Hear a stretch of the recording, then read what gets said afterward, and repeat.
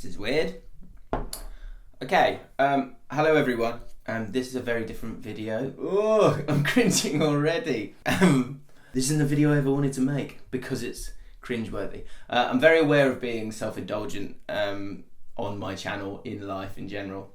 So I'm going to really try and not to be. But I'm making this video because I feel not just duty bound, but I feel like it's important for me to be transparent with you guys, because, and when I say you guys, I don't mean all of you guys.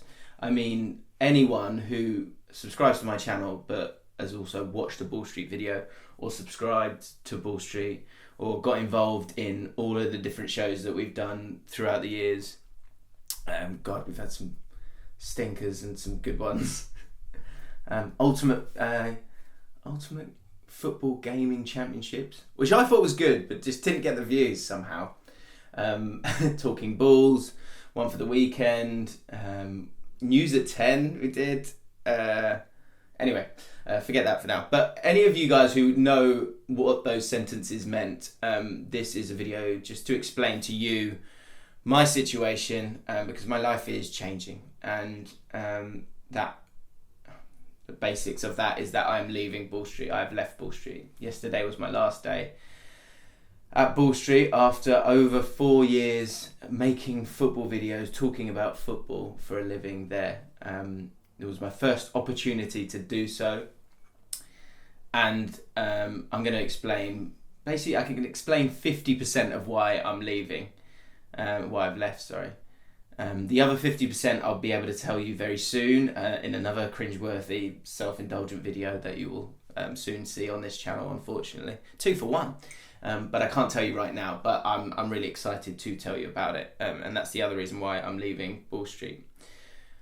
But to go back a little bit, I used to work somewhere else and I was doing night shifts, and it taken a huge toll on me, and in both ways, both in my mind and physically.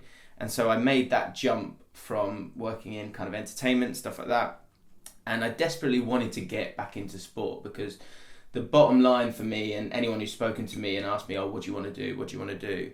It's always been, I want to present the World Cup final. I do. That's always been it, and that's always been in the distance.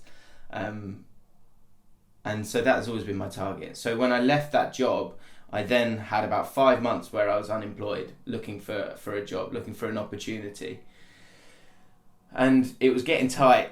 Money was starting to get a little bit tight. I was in great shape because all I did was go to the gym.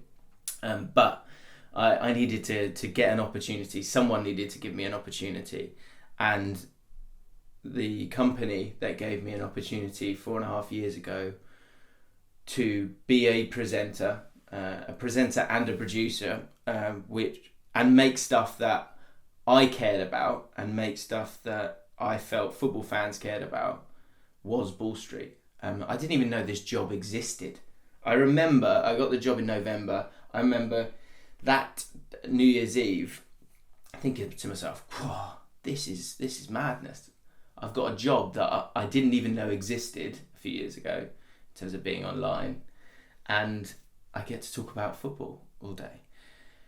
And the guys at Ball Street gave me that opportunity.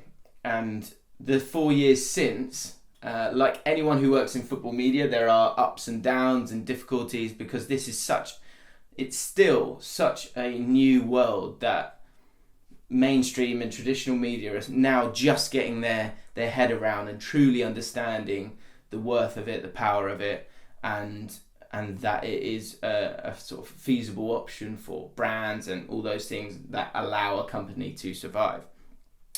But for all of these years up to now, we've just been trying to sort of explain to people that this is something that matters to other people. And my job within that was obviously making stuff for Ball Street. And in those years, when I reflect on it, it's been a lot of hard work. But is it work? No, it's not work, because I'm talking about football. But I had some amazing, incredible, hilarious, ridiculous moments throughout the way, along the way, and things like going to Marseille for Euro 2016, the night it all kicked off, and we were able to report the truth instead of what everyone else was reporting, which was finding a picture of a dude with a chair, looking to throw a chair, and not reflecting the context of what was going on. That was something that Bull Street were able to do, and I was able to do because of Bull Street. Things like the Fan League Cup. I've been knocked out on Bull Street. I got knocked out on Bull Street, but we made the Fan League Cup, which was bringing together a load of different teams, YouTube channels, and creating a tournament there, which is crazy. Formats that I totally loved making, like One for the Weekend as a podcast with Flav, Talking Bulls, where I think we saw the best of Flav and the weirdest of our editor Craig and his mind, and a million different things in between. So many different things in between. Vanarama, the trip to Russia. We drove to Russia because of Bull Street, and I was able to do that with two people that sort of moving on to like the people that I've met at Bull Street, and it's dangerous to try and name everyone, but I have real affection for so many people because of Bull Street.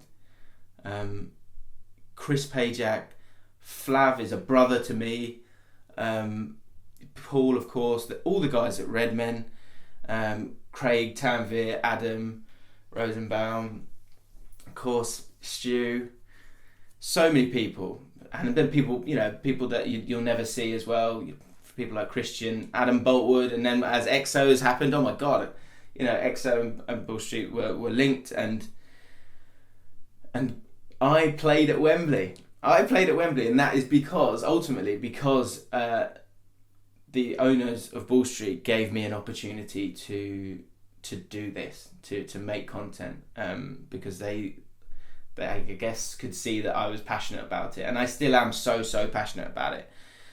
So I leave Bull Street with like a million hilarious memories and incredible friends that I know I can just pick up the phone to. Nikki from West Ham Fan TV just popped into my head. Jack Reeve. So many, I'm sure there's others that I should have sort of said as well. But everyone, Ped, Baz, of course, everyone from Bull Street, you get the point. So I just wanted to let you guys know that, so that's me done with Bull Street for now, but I will always be a part of that family. It's such a huge phase of my life, and I'm really proud of a lot of the stuff that we've done there.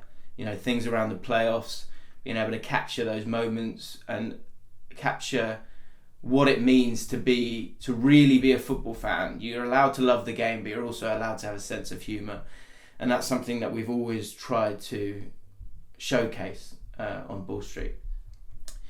So that's the end of that. So 50% of the reason why I'm leaving is because of my channel. My channel obviously has been going for sort of a year or so, and I've just been really excited about the freedom that it allows me to have in terms of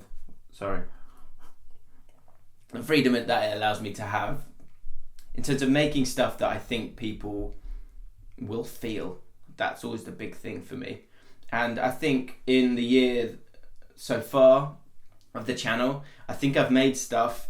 I hope that you can go back and look at the process or the silly videos and see that it's a real avenue for me to try and be a little bit original, or certainly original in my mind, try new things with freedom and make stuff that allows me to grow as a person, but hopefully helps someone else as well, especially with the process. So a big part of the reason why I'm leaving is to focus on my channel. So the exciting thing, I think, is that I'm going to be able to really invest my time in the process. I want to do so many more of those. I want to tell so many more stories of different people and give them a chance to speak and give people a chance to understand and empathize with different people's perspectives and learn different things from those people, and certainly selfishly me learn about things as well. I want to get better at filmmaking, and I want to be able to try things and and I want to get this channel to be really, really successful and lead to other things and other opportunities. So hopefully that wasn't too indulgent. That's not my aim, but I have made the video, haven't I? So in a way, I'm a bit of a wanker. I will update you as soon as I can on the next chapter for me, aside from being able to spend a lot of time on my channel, where Great Touch for a Big Lad, my podcast, which began for 6 years, and we've always been messing about and not being consistent. This season we will be consistent with the podcast. I'm so excited about you guys really getting to know the other guys on the podcast. The process, I really want to take that to another level, because I think I'm really proud of it, and then there's some other ideas as well which I'm excited to share and try. And if you like them, you like them. If you don't, you don't. That's no skin off my nose. But finally, and again, this feels like an award speech. I hate myself, but it's so important for me for you guys to know it. Every single person, it would take forever for me to list off all these names. And I've got 6, 7, 8 names in my head that I could say to you right now, but I'm not going to, because it would be a shame for you not to be able to hear everyone else. But the fans of Bull Street, the OGs of Bull Street, and probably the OGs of my channel, the guys who comment every single time, like the video every single time, have supported, have put so much effort to just show a bit of love to a video because you care about the people behind it. Thank you so much for that. It doesn't go unnoticed, certainly on my channel or on Bull Street this whole time. I'm really excited about diving into my own channel and really giving you what I'm about, or more so, or continuing to do it and offering up more videos. That's the aim that I want to do on my channel. So that's 50% of why I'm leaving. The other reason is because of an amazing opportunity that I've been given. That is the next step for me in terms of presenting that World Cup final one day, and I will tell you about that very, very soon, but I can't do it just yet.